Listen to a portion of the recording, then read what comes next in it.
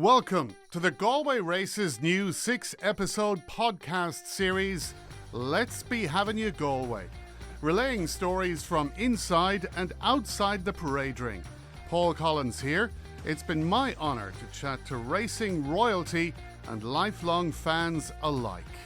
Coming up this week, Padraic Joyce explains the unexpected advantages of the GAA's new split season. Not many had mobile phones, but this particular player was an all-star from 98, had a phone, dropped a text to John O'Sullivan. He said, I'm caught working tonight, I won't make the training. But he was in the races, obviously. And then John O rings him straight away, at 7 o'clock, and he says, where are you? He says, I'm working. He says, I'm caught late. But as he answered the phone, of course, the antenna of the winner all right from the first race came up and got caught out to dry. So then we got the brunt of it in training again that night. We hear from two generations of Galway Racecourse management. I love the way he's got in there about all the buildings that he built in Galway during his time. So it was all there ready to go when I arrived. Thanks for that. And we've done a few things since. Weren't you lucky that they were? And the air of anticipation around the 2023 staging of the Galway Races. See them coming up the hill, and everyone shouting around. I think it's great the first day before the first race starts and the big cheer, everybody, this is it for the week, take it off. It's the Let's Be Having You Galway podcast, and we're delighted to have in studio today Padraic Joyce, All-Star, All-Ireland winner, Connacht champion, current manager of the Galway senior football team and racing fan, Padraic. Yep, that's keep going there. Yeah, it's nice for him to get the You racing. haven't paid me enough, unfortunately, for that, Padraic. Sounded great. But you're a big fan of racing. Yeah, I would be, Paul. Yeah, I followed horse racing most of my life. Yeah, sometimes to the detriment of my pocket, but yeah, I would follow it. Yeah, I often remember meeting your father, Paddy Joyce, God rest him, out and around the parade ring here and maybe the Pairview on occasion. He was a big racing fan too, God rest him. he would. Yeah, he would have always took us as kids to a racing festival, but younger type, we would have spent our time the far side of the track in the fun fair probably more than in on the betting ring. But yeah, we used to go with the family. Good few years, a good crack with him. We used to always go. Yeah, big into them. Yeah. And would you have a pilgrimage then, everyone into the car over, or would yourself and the old lad, or what way did it work? No, we'd all be bailing in the car. We'd be getting the Toblerones on the way out, and we'd be fighting over them on the way home in the car, the six of us. So we used to have great crack as kids and that, yeah. And of course, during your playing career then, I presume the Galway races were a bit of a distraction at times, I'm sure. Yeah, it was detrimental going to the Galway races in the playing career, because if you were at the Galway races, that meant you were nearly out of the championship, or else you shouldn't have been at them when you should have been training. So we've had a couple of close calls over the years, been at the races, but look, it's a fantastic week. And again, it's very hard to be an inter-county player at that years ago, because all your buddies were getting dressed up and heading racing, not alone for a day, but for a full week. And you were missing the crack because you couldn't go any day, really. You normally had a Ireland semi-final or something to look forward to, but in my later career, I spent a lot of time racing, so it didn't go. Obviously, that's the downside of it, was that you get to racing, but you weren't going as well as you should be on the football side of it. It's funny enough, that particular point isn't one I heard mentioned at the GAA's annual Congress in favour of the condensed championship. Yeah, that's the plus of the condensed championship now, is that it's over before the Galway races. So to our detriment last year, of course, we lost the final. We came into the race and had to come in on the Monday there was a gig on with Galway, but turned out to be a long day for me in a way, because I had loads of experts telling me what I should and shouldn't have done the day before. But look, you'll come across that. But it's a great week. Our lads last year, for example, they had them spend most of the week there and kind of drown their sorrows in as much as they could, and then they got away for a few days, which is great. A lot of people are complaining about the championship as such, but it needed something to change. And I think everyone that's given out about it should hold reserve on it until the thing is over, and then look back at it and see, was it a good or bad thing. But we were years complaining about the system the way it was. Now we've changed it, we're still complaining. So let's give it a go, and let's see at the end of the year how it was turned out, or what needs tweaking, what doesn't, what does. So tell us about PJ personnel and managing Galway senior footballers and minding the family and trying to squeeze in a few days at the races. I mean, there's a lot going on there. Yeah, there's a lot going on, Paul. Yeah. We set up PJ Personnel in 2010, Stephen Tracy. So it's a business, it's a recruitment company in construction recruitment. Tracy, your lovely wife. Lovely wife, yeah. So we basically deal with deal with all the kind of the main contractors in the country for building, which again, a lot of them will be involved in GA heads, and unsurprisingly, there's an awful lot of them actually from Mayo that will be involved in companies, and you're kind of going into them looking for work off them, and they're kind of looking at you as if you have two heads, thinking, yeah, we'll listen to them, but we won't give you any work, or we'll give you a little bit of work. And I remember when I was in my playing days, certain people from Mayo in the building companies would say to me, yeah, I wish you well on Sunday. I hope you play well and I hope you get bet. But it's good. It's good. Look at the company's going well. It's set up for it now, 10, 11 years. So it's busy, very, very busy. We'd have numerous staff, maybe 17 or 18 staff in the office directly. And we would have probably anything from over 300 to 350 working on the sites for us around the place. Fluctuates up and down a little bit. But it's busy, yeah. But look at again, I've good staff in the office there looking after it. So taking a little bit of a backseat from that because the football side of it is busy as well to keep everything, And how are you managing time-wise then? Because football management, intercounty management at the level you guys are at is a big commitment. Yeah, it is. It's a huge time constraint, Paul. Obviously, when you play, like all you have to worry about when you play is yourself and to make sure that you're right and that your body's in shape. But whereas when I go into management, I'm obviously come in very raw and very kind of naive. I'd only spent a year with the 20s and the job came up, so look at I basically had to put my name in for the hat, over to myself and the late great Liam Kearns. Two of us were going to the Winford, and we'd been still hard to believe he's gone. Hard to believe, yeah, like a lovely man, gentleman, like, and brilliant GM man, like, we'd actually obviously both gone for the same job and all that kind of stuff. But look at we'd a great crack in the corridor before we went into interviews, and then we were comparing notes about the county board and we came out and that kind of stuff. But we don't have time to get into that. No, right now, unfortunately. But I'll tell you, I know he won't mind me telling this, Liam, a really funny thing he said to the county board going, came to the final closing statements. I think his was like, you have a Formula 1 car here, he says, in the team, and you're going to put the novice driver in charge of it. He said, I'm more experienced than that man. But we had a good laugh about it later on when he told me. But gentleman, yeah, in fairness to him. It's radically different now than even when you were playing. Yeah, 100%. I think football has changed a lot. Obviously, different things over time has changed things. Like there's Tyrone 03 changed the blanket defence stuff. Came back. Then to me, then Stephen Cluxton probably on his own changed football a lot as well. Kicking the ball out is now becoming nearly obsessed with the quarterback and kicking the ball out, whereas we like to kick it long, and at least if we give it away long, we're not giving away a goal chance straight away. But it is becoming a bit more like a basketball type thing where it's possession based, and it's easier to mind the ball, hold the ball. It's not pretty to watch at times, don't get me wrong. I sometimes I don't like watching it, but you have no choice in the games you play. Like you have to, and that's the challenge, is to become better tactically, that you can break down these systems and inject more pace into the game and all that kind of stuff. But again, if you've got good natural players inside, the quicker they get the ball, the better, because I was always told like nothing moves faster on the pitch than the football. So we do try to move it, but it is hard and it's frustrating. I know I can see people concerns and frustrations in watching the games, but I totally understand them. But again, we coach the guys to try and break this down. We don't go try to coach to be the way we are, but it's just if you try and go out and play fancy football nowadays and play all attack and stuff, you're going to lose. You're going to get beat, like. And when you were playing, did the Galway Races ever catch you out because you weren't benefiting from a condensed GA football championship at that stage? I had plenty of time. It was one year in particular. I think it was 2000. We had won the Connacht final on the Sunday. And sure, of course, lads will go racing on Monday evening. It's great. Like, so I think we got probably in the Bridge Bar in Tuam to Dave Cohen just to run a great bus that time. He still does. On the Monday evening, you get into the races, and be back to the bridge afterwards. But I think we stayed in town that night, and then we're training on the Tuesday night. So we didn't go Tuesday, but by God did we suffer in the training when O'Mahony heard we were racing. So that time we did like 14 400 metre runs or 14 150s, whatever it was, massive runs. 14 200s or 15 150s, I forget. And normally, if you did one on the Tuesday, you'd have Thursday kind of easy enough. So nearly died in training Tuesday night. Then we decided, right, lads, we'll go again training. We'll go again because we weren't playing for about that stage. I think we had about 4 weeks off that stage, like, for an Ireland semi-final. And so we'd racing again Wednesday. And he got wind of it that we were racing. And we went training Thursday. He nearly killed us. But there was one particular player missing, and I won't hang out to dry, but he didn't show up for the training on Thursday. But he just, that time, like phones, like, as well, you see, you have to realise where we got mobile phones as an all-star prize in 98, like, so there were only, not many had mobile phones, like, but this particular player was an all-star from 98, had a phone, dropped a text to John. He said, I'm caught working tonight, I won't make the training.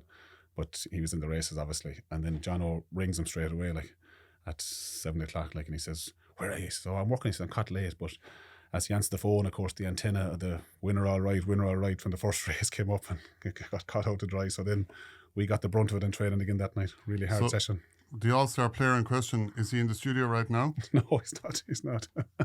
He was at training suffering, Paul. Oh, stop. And you had a brilliant career, Aussie rules in Australia and everything else. But in my innocence, I was only starting off reporting in Today FM when you won your All-Ireland. And in Tuam, which I still think is one of the great homecomings of the 2001 All-Ireland winning team, in my innocence, I thought the Saw Doctors were after writing a song in your honour. The Joyce Country Ceilidh Band, which rang out across Tuam Stadium on that famous night 22 years ago. Yeah, imagine that long ago. Yeah, I thought as well. I didn't think that though, Paul, that it was the song for me that time, but I think a lot of people thought the same as you. But no, look at the boys, or the Leo and the lads would always be around the town there. Great, they're great guys, great supporters of the GA. Like, and they land in that time in the pubs in Tuam. Going back to that, you'd have really funny. Like the day after matches, that time was great crack, and the Monday Club, as it called it at the time, you'd go in and Sean Purcell would walk into you and he'd sit down, buy you a drink and wish you well, and Leo would be in playing songs with great crack that time. But yeah, the homecomings, we would have another one now again, because it's a long time ago, as you say. And even this year, in the Connacht final this year, we had to go and do the 25-year wave from 98, and it felt really old. My young lad did it, Charlie asked him to do it, but it tells you how time is flown by, Incredible. And you are dabbling in ownership. Yeah, well, we bought a couple of horses there last couple of years, say, but years ago I was involved with Joanna Morgan, the trainer. We had a couple of shares and tails and legs and 2 horses called Gigolo and Joad. So we had a really good night one night down in Galway Races, I think it was Joad, where Joanna says, yeah, he'll win tonight. Like, she knew he was in good form. So we actually had lost the club championship match, backdoor system, the day before. Milltown, our clubmen that I was involved with, John Concannon, Cathal Sheridan, a few of them fellas, they had beaten Corofin, which is a big surprise. So we're all in the Bridge Bar. We were drowning our sorrows. They were celebrating. And I said, lads, this horse is going tonight in Banrobe. So we got a bus down. And we go, sure, bring all the money we had in our pocket down with us. Back the horse wins. We great day out, Wow. And then in the last couple of years, I think I ended up bought a couple of horses through Michael O'Callaghan that I was involved with before. So I got 2 horses there with him. One was Pad's Joy, called after my father, and then I called another one after the kids, Charlie, Ava and Jody, called Chavajad. And Chavajad won for us in Ballon in Roscommon in a race. I wouldn't be huge in them, but just a bit of crack at the time. But Pad Joy turned out not to be the horse he was supposed to be. And I was told then lately that Chavajad, let him go from Callahan's, like even though they spent 2 years training, that he wasn't great, but because he was here last year very soon after your All-Ireland disappointment, shall we say, and there was a very sad photo of you, I think, up in the stand looking on. Yeah, he ran in Galway, and so the lad said he came closer to last than he did to first. But anyways, I moved him on from Callahan's yard onto to Johnny Murtagh's, because I was saying to myself, I wouldn't spend a year and a half training a footballer if I knew he wasn't going to be any good. But anyways, he goes into Johnny, and Johnny had him for a while, did all he could with him, had him in Dundalk, and Johnny's a great fellow, and really honest and famous. And so Johnny said to me, look, it doesn't look like there's much more in him. He said he's hit the roof with him, ceiling, maybe move him on, get a few pound. So basically give him away for about 10% of the price I paid for him. So I turned around, sitting at home last Friday, I seen he was running in Leopardstown, and I said to myself, surely to God he'd probably win this race in Leopardstown. He was 50-1. So I just took a few pound on him just for the crack, and absolutely hosed up, and I was thinking, this is horse racing, it's great fun, it can be great, but again, the horses are like humans. I understand there's good days and bad days, but of course I rang Johnny straight away. So Johnny says, what's that man doing with the horse that you couldn't do, At least you made €100 back. I wouldn't say it was 100, Paul, but it's I could do it a bit more now. After 2 years training and buying them, you could do it a bit more. But and is there a way to judge a winner in Galway? Obviously it's a very demanding track. You have a hill, this, that and the other. How do you pick your winners here? As long as you're not buying them. Yeah, look, it's Galway. Every horse that runs in Galway, that's the big thing, as I found over the years, this, what runs there, there's going to be maybe 800 horses running in Galway every year, but there's only one come in a race. But every horse that runs in Galway is primed to win in Galway, because it's the big local track. You'll always hear every year when you end up, there's local trainers, there's local jockeys, or there's local syndicates that win races. You see them jumping around the place having the crack, and it's very, very hard to get winners in Galway, and the people that do are very, very lucky to get them. Yeah. Well, listen, it's great having you in here, Padraic, and I'm sure, it's one of those festivals and one of those sporting events that's great to have on your doorstep, isn't it? Oh, it's great. Like, even, you wondered years ago, as I said there to Michael outside, why they didn't do it twice a year. It's so good, but it'd probably take away from the event of it, and if it was twice a year. But, normally when we were kids, like, you see racing coming along, you had to have the hay home and the turf done, because you wouldn't enjoy the races if you couldn't, and the football was up or down depending on where you are. But it's a brilliant festival, and it brings such income into Galway. And even in my game, like in the building trade, I'd be talking to people, and it's the builders' holidays coincide with it as well, where it's, the 2 weeks are off, and it's a great buzz around the place. And even lads, like a lot of lads in Galway here, my friends of mine, would book their holidays around. So the place nearly shuts down, and fellas go in and they get dressed up day in, day out, and they enjoy the 4 or 5 days in there, or whatever they do. Normally by Friday they're getting a bit tired, and maybe Saturday, Sunday becomes kind of the family days or the real diehards, but it's a brilliant week. Have you a tip for surviving the week in Galway? Oh, I think go hard Monday, pull the handbrake a little bit Tuesday, Wednesday, and go hard again Thursday, Friday. That's what we used to do. But old age now is catching up, so I'd say moderation, Paul. Yourself. And come here, will you have a representative on the track? Will you have an entry this year, do you think? Definitely not this year, no. I'm hands-free this year, so I'm nothing left now.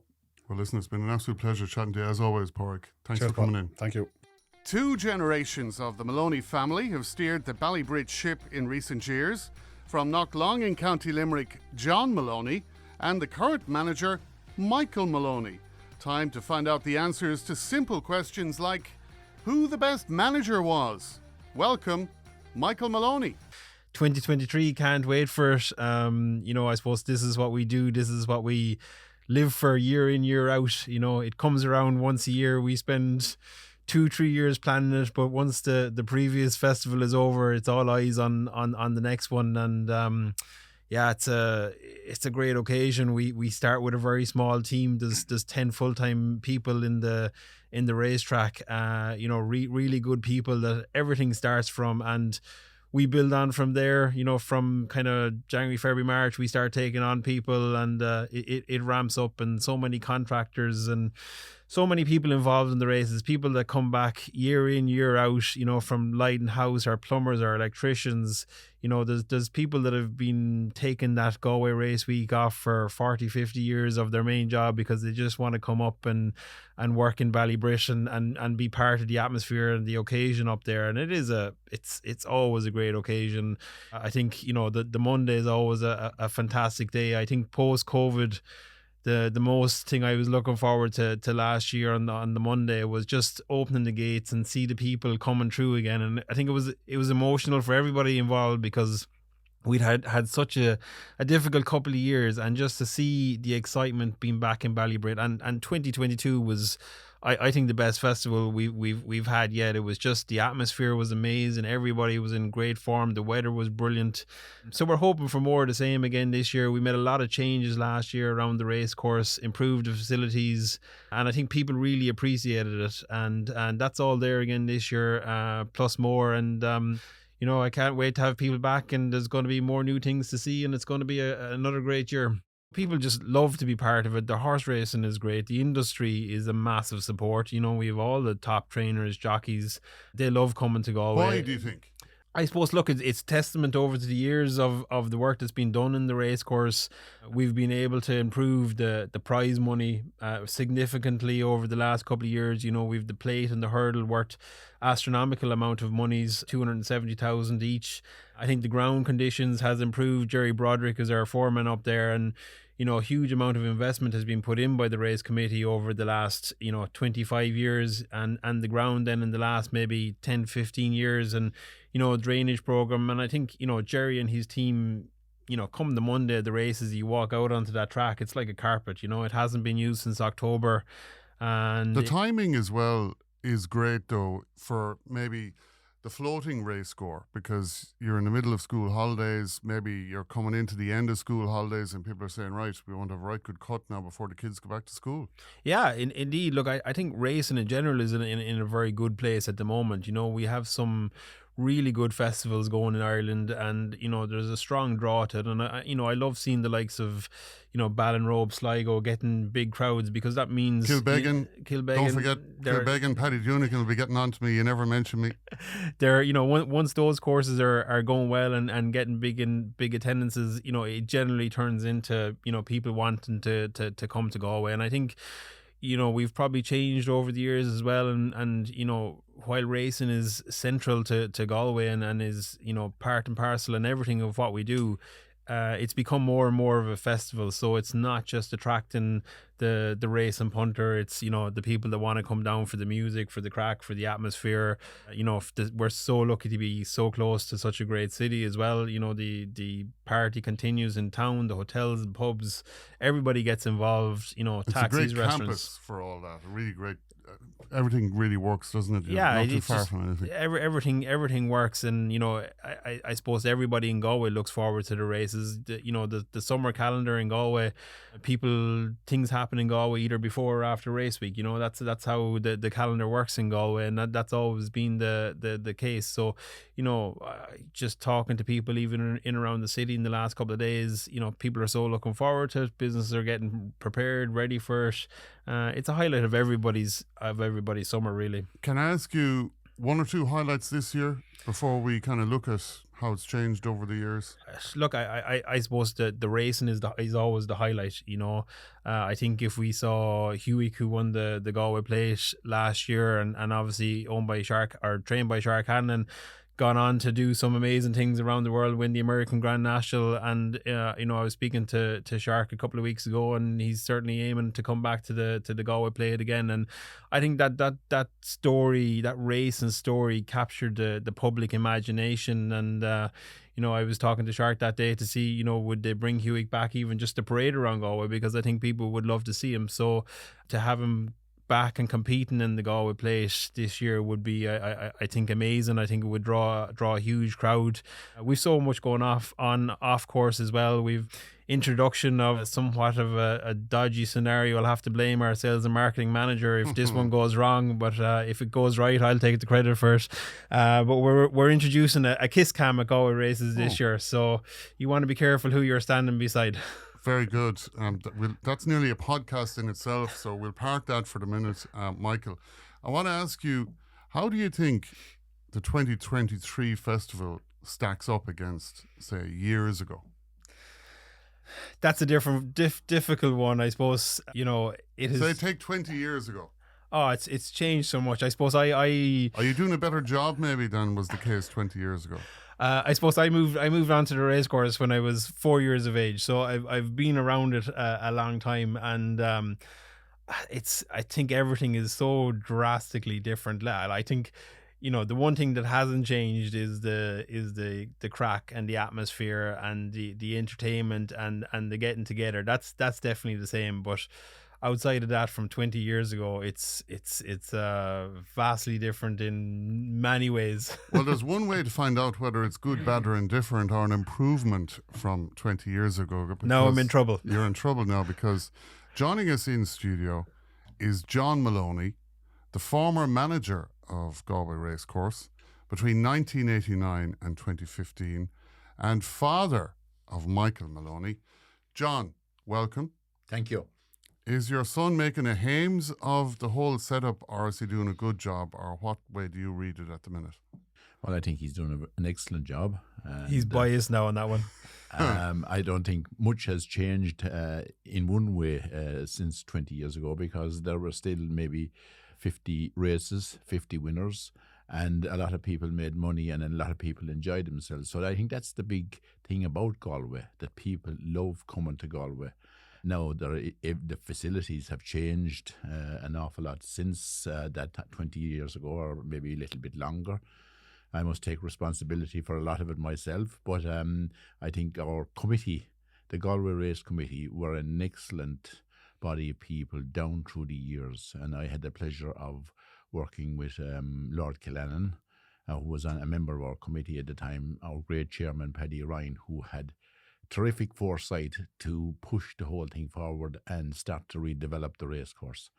And it went on from there. In 1991, I think we built our the Carvery building, which was known as, and we went on to build 2 stands, 2 underpasses, weigh room, and all that. So the facilities have improved in the meantime. So I think that is a big testament to what Galway is. You had a heritage, John, yourself of being involved in the horse industry. Yes, my father was a breeder of horses, and he was a member of the race board in the Turf Club. So I had sort of a good knowledge of racing when I joined the team in Tipperary Racecourse in 1986, and I was there for 3 years. And I was lucky enough to be appointed manager of Galway Racecourse by then Paddy Ryan. And was that a big step moving from Limerick Junction then to Galway? It was a huge step. It was a great learning curve, and a lot of things went on, I suppose. And but we worked hard at it, and it was day and night at that stage. We didn't have too many staff, and so we had to. It was a big learning curve. Yes. What was that like? Well, I suppose I came in sort of really knowing a little bit about racing, but I had a good grounding in Tipperary, and I see how the backroom team had worked there. And but it was a huge step up when I arrived in Galway. And Michael mentioned there that Jerry Broderick is our foreman now, but his dad before him, Tom Broderick, was our foreman, and Tom was a wonderful help to me that when I joined here, and he was a wonderful man to clear the ground, and we'd always be running a bit late. And Tom's favourite saying was, we'll be ready by 5 o'clock on Monday evening. And no doubt it always happened, and the first race always took part in time. I mean, there's so much to kind of organise. Obviously, you have the committees that you're trying to maybe bring with you on the journey. You've got your staff, you've got the riders, you've got the punters. I mean, is it easy to manage all that? Well, I suppose it was, but a few little things, I suppose, like that you always, to manage the committee was a big thing, and to keep them going in the right direction. And I think one of my favourite things was to make sure that the chairman's wife was happy, because it was easy after that. And we had a great ladies committee, and they used to work very hard as well, and the committee itself. And as I say, Tom Broderick was our foreman. A lady called Mrs. Gillen ran our office, really. And we had a very small team at the time. And that time, when I started, the Galway Plate was the main focus of the week. And that was run on the Wednesday. And once that was over, it was easy to run the next 3 days. And then it went to a 7-day meeting, and the work increased. It went on, as I said, we had 6 days when I arrived. It went in 99, I think it went on to 7 days. So we were just wondering what were we going to do about people going to Mass and coming to the races on the same day. So we decided that Father Ryan, who was the racing priest at the time, would say Mass in the parade ring, and that has continued. So anytime I ever met Father Brian in Cheltenham in March, he'd say, am I all okay for the gig again this year? And he really enjoyed coming to Galway. Maybe a confession box might be good as well to get absolution at the end of the week. That could be worth looking at, Michael, down the line for a new initiative perhaps. And Michael, then you got a handy gig. Sure, the father was in there. You were parachuted in, some would observe, but then when we look into it a bit deeper, you had actually been working and doing your apprenticeship abroad before you were appointed to Galway Races. So you didn't just walk into the job just because the father was there. Yeah, I love the way he got in there about all the buildings that he built in Galway during his time. So it was all there ready to go when I arrived. Thanks for that. And we've done a few things since. Weren't you lucky that they were? Yeah, well, we might be struggling now. I remember when I arrived, there was a journalist came down, and she was talking about nepotism in the racecourse, and my father quickly pointed out that we've never heard of the word, and we don't know what it means, but it's definitely alive and well in Galway if you take it that John mentioned there, in the early days of his career, you had Paddy Ryan, who was chairman of the race committee. John was the manager, and Tom Broderick was the foreman. And as we sit here now, Anthony Ryan, who was Paddy Ryan's son, is the chairman. I'm obviously John's son as the manager, and Jerry Broderick, who is Tom's son, is the foreman. So there's probably not too many businesses around the country that can claim that, you know, to have. I think it's great to see, you But know. you earned your colours, to be fair to you. You did have to go abroad. Yeah, earn your colours in Plumpton Racecourse. Yeah, no, but it's just great to see that tradition continue. But yeah, look, we didn't just walk in. And where are you leaving Annette Walsh or Annette Ferrick, who is the kingpin now in the office? And her dad used to do the cutting of the grass and rolling. And one day he came in to me and he said, would you have any job for a little girl of mine? And Annette got the job as an assistant in the office, and she's still there now. And I'd hate to say how long ago that was. Well, John, I'm glad you're still running the place. I'm glad you're here today, because the young fella could be going all sorts of directions, but you're keeping them under control here, which is good. But no, yeah, look, I obviously I was around the racecourse for a long time, and went off then to college in Maynooth. I did a little bit of time in working for horse race in Ireland. Came back to Galway, then did my accountancy training in a good practice in Galway, DC Gilligan as they're now known, and went to a hotel. Then after that was financial controller there for a while. The Connacht Hospitality Group, they're a great partner of ours at the moment, and I suppose, you know, having grown up around the race course and, you know, family so involved in it, you know, my brother Eamon is big into the racing side of things in terms of breeding as well, and I just loved working in the race course when I was younger. You know, I started working there when I was 10 or 11, cutting the lawns, and so, you know, as time... He didn't tell you that he used to have a little enterprise on the side. No, I kept that quiet, John. And that time, the marquee men, the toad people, RT used to arrive on the racecourse about maybe a month before the races. So Michael decided that he'd have an on-site shop.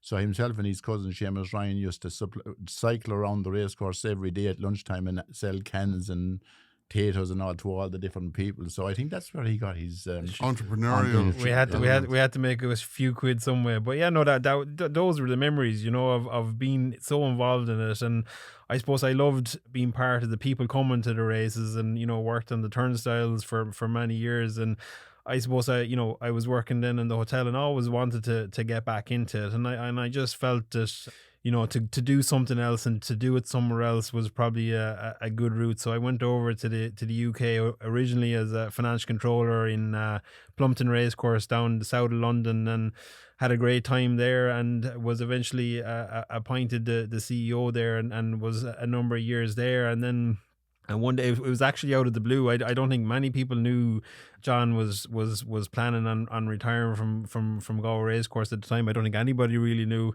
I didn't know either until I got a call one day from Terry Cunningham, who was the chairman of the racecourse then. And he asked me, he was a man that used to regularly be over in London, and he just said, would you pop into me for lunch one day in London?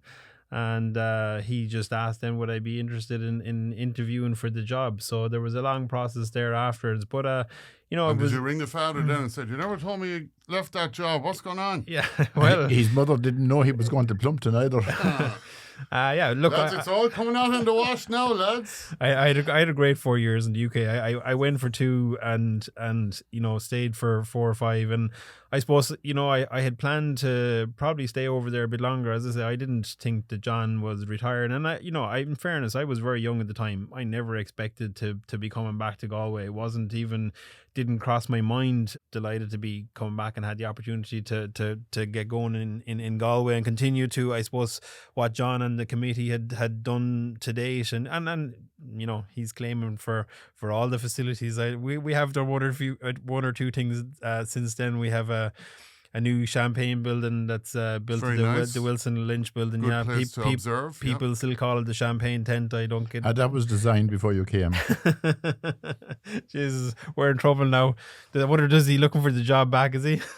And was it a big decision, John, to go? I had decided that once I reached 65 that I would retire.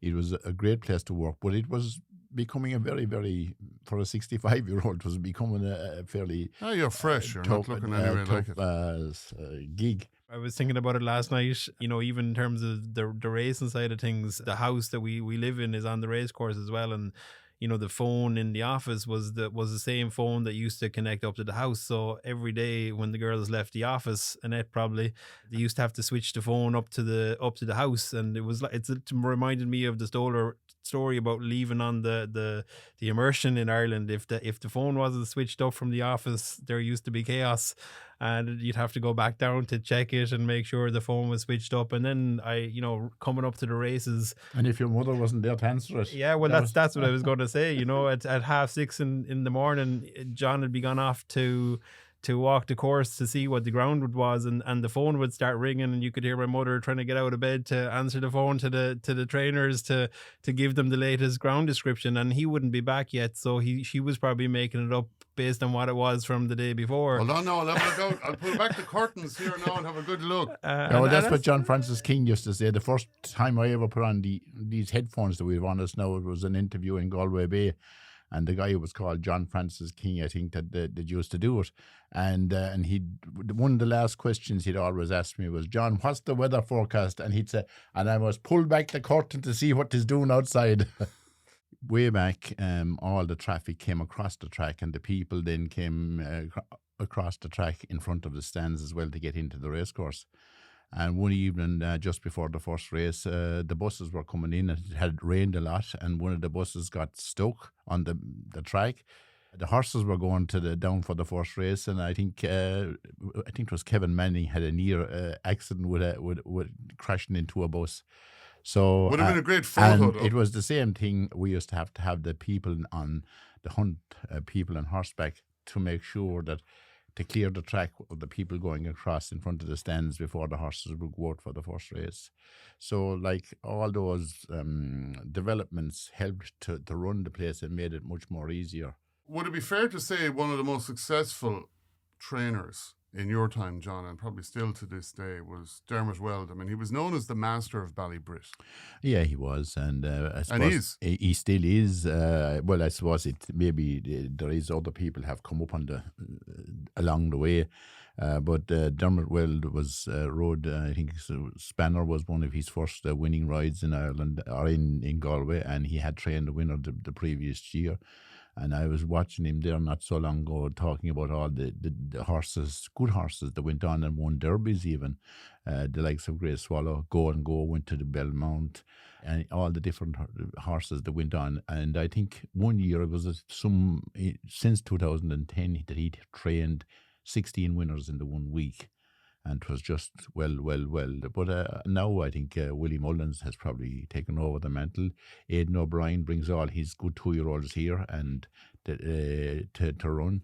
And we have all the leading trainers, I think, turned up. Noel Meade, of course, the JP McManus has had some wonderful winners here in Galway Plates and Galway Hurls and down through the years. And I think John Kiley was maybe one of the last men to train a Galway Plate winner for him. And they had a wonderful success in Punchestown and in Cheltenham this year together. I want to ask you about the track itself. Do you have to water the track, or do you get pressure from trainers to water the track? What's the story there? I think, probably that's changed over the years as well. Another thing John introduced in Galway was the Briggs system, which is the system that we use to water the track. I think, was it the first place in Ireland that put in a Briggs watering system? Probably was, yeah. Yeah. What does that involve? So that's a system that we have for, I suppose, just providing, a good quality irrigation to the racetrack itself. We can put it out in terms of, number of mills in different areas of the track. It's a huge manpower facility. Could you change facility. the going at the press of a button? Well, you'd change the going with a lot of hard work from the guys on track. They could be there till 2:00 at night and again in at 4:30 in the morning. We did it last year during race week. We watered most nights during the week, and I suppose the expectation of ground has changed over the years. And look, that's something that we're always aiming to provide. I think with ground, I don't think you'll ever please everybody, but it's trying to please the majority on it. And I think, as I said, Jerry and his team do a great job with getting it right. And we do have, thank God, touch wood, in the last couple of years provided consistent ground, and that's our aim, is to provide consistent ground across the track and have it nice and ready and give everybody the best opportunity. Was there any highlight that stands out above all else for you in your time between 1989 and 2015? The one thing for me was to stand out in front of the stand and to hear the crowd roar at a winner coming up for either the Galway plate or the Galway hurl. That would put the hair standing on your neck, and it was unbelievable to see a huge crowd of people out in front of the stands and they're cheering on their winner, and to see that you were after putting on something that the people were enjoying. You're going to ask me the same, and that's the one. The one. wasn't actually, the but one. go on. Go on. I'm there now. That's the one I always say, Go on, and go on. the reason being, I think it's it's John's last few words there. When you see that happening, and you know the work that has gone into it, and you know the small team that it has started for, and the effort that everybody has put in. And it's such a tradition, and our family involvement over the years, and so many people that have had family involvement over the years and are leading on the tradition. So to stand there and watch that happening and watch the crowd roar at home, that's the one thing that gives me pride every year, to say we've done it again for another year, and that's the thing that keeps us going till the next year. And the one thing I'd say to the pair of you is this: I've never seen the atmosphere in the parade ring like it, where you have people at the start of their career, in the middle of their career, and maybe at the end of their career, sharing the same joy in equal measure. It's incredible, isn't it? Yes, and I suppose the one memory I have about you at the Galway Races God. is that about maybe 2 hours after the last race, that I would be standing around the grounds, and that you would be just coming out of the champagne tent, after having a good day at the races. God, you must be confusing me with another good-looking lad from Tipperary, John. I don't think so. The Let's Be Having You Galway podcast in studio right now. Eileen Cooley. Welcome, Eileen. Thank you very much. Delighted to be asked and here. From Castlegar, Yes. home of the Connollys Home of the Connollys. and the Coolies. And the Coolies. And the Grogans. And you're a lifelong Galway Races fan. Lifelong, since I would say I was maybe 5, 6 or 7. My father used to bring us to the racecourse. At that time, we only had 2 days racing. So we would... You didn't need as much stamina. No. But we're going ever since. My father loved the races as well, So it was the highlight. Even in Castlegar, everything stopped for race week. Or we only had 2 days that time, but everything had to be done before the races. Cleaning, no matter what with your house, everything had to be just right. And you're only at the back of the track, so you didn't have traffic or any issues like that. No traffic. We walked up. It was called Raftery Sporine at the time, and up across and came out where Digital is now. Then up, as we call it, the Mooning. Walked up the Mooning and into, not where the stand is, but we were in the other side where all the hurdy-gurdies were. That seems to be a common theme, that people come into Galway Races at a young age, but their memories are of the picnics or the chairplanes or the merry-go-rounds. Chairplanes, the swinging boats and the merry-go-rounds, and a few bets in between, down in the tote and with the bookies. And then you'd always run up to the rails when the race was coming around, make sure you got a good view. You love the horses. I love horses. I love race horses. I think they're fascinating creatures. Beautiful animals. The most beautiful animals you could look at, I think. They're so... I don't know what it is about them. I just love them. Love them. Even if I see a horse anywhere, I just go over talking to it. I love them. I talk away to a horse and, even plait their mane if I could, if they'd let me. Depending on the personality of the horse. Depending on the personality of the horse, yeah. And are you rushing down then to the winning post when the races are on? Rushing down from the stand. Now we go to the stand, of course, because my husband himself, we always go every day as well. Well, 6 days out of 7 I go, and he goes 5 days out of 7. So straight away after the race, up to the stand for every race, back down to the winning post and have a look at them coming in. I love to see them coming in, first, second and third. The noise and the speed is incredible to witness up close, isn't it? Oh, yeah, yeah. It's And the incredible. power. And the power. My God, they passed the stand there at some speed. And to see them coming up the hill, and everyone shouting and roaring. I think it's great the first day before the first race starts, and the big cheer, everybody, this is it for the week, take it off. You were telling me that Out of a trip to Moor after racing, you struck up a lifelong friendship. Yes. Every evening after the races, years ago, we used to call into Moor on the way home, and there was always music and dancing. Great fun afterwards. So we're in a pub in Moor. It was the Boston Arms that time. I think it's the Porterhouse now. And we met up with a Kerry couple who were on their honeymoon in Galway for the races. And a load of Kerry friends with them that were there. So we met up with them and just struck up with them, and we're friends ever since. And they come up for the races every year and they stay in our house. This must be 35 years ago. Wow. And we go down to Kerry. They have one daughter, so we were down for her christening. We were down for her communion and confirmation. And she's now 25. All out of that night. All out of that night. And your parents had a big impact on lighting the flame of your interest. Yes, my father and my mother, but particularly my father, he loved the races. So much so that when they got married, they postponed their honeymoon for a couple of days in order to get the races in first. Then they went on their honeymoon when the races were over. That's how much it means to them. And maybe that's where we got it too. Thank you so much for sharing your Galway Races stories, Annie. Thank you very much. Lovely meeting you. It's a pleasure. Thank you. Create your own story this year at Ballybrit. The 2023 Galway Races commence on July 31st and run to August 6th. 7 unmissable days. To secure your ticket, go to galwayraces.com. You don't want to miss it. See you there.